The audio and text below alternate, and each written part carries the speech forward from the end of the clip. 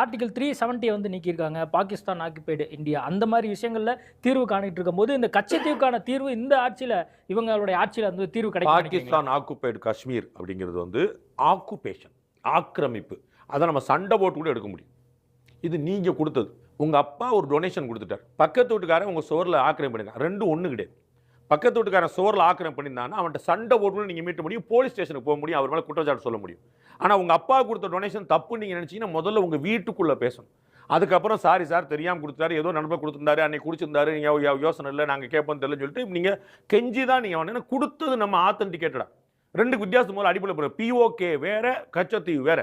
கச்சத்தீவு கொடுத்தது, பிஓகே ஆக்கிரமிச்சதை நம்ம புடுங்க முடியும். we have the right. நம்மளே கொடுத்ததை அது கொஞ்சம் பேசி தான் கரைச்சு வாங்கணும். இது டிப்ளமசின்னு பேர். பெரு சடங்கு தமிழக மக்களை ஏமாத்துறதுக்கான வேலை, வேற எந்த லீகல் வேல்யூவும் கிடையாது.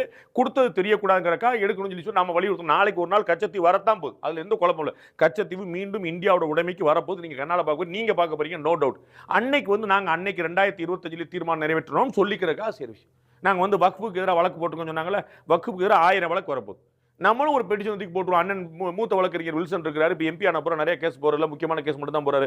போடுங்கப்பா ஒரு வக்காலத்தான போட்டு வந்துட போறாரு, அவ்வளவுதான். நம்ம பேர்ல ஒன்று இருக்கு, 500 கேஸ் இருக்கு, நம்ம கேஸ் ஒன்று வந்துருப்போம், இவ்வளவுதான். அதுல அது வந்து ஒரு சம்பிரதாயம், நம்ம செஞ்சுட்டோங்கிற அக்கௌண்ட்ல ஏற்றுவோம். வேற என்ன இருக்கு சொல்லுங்க.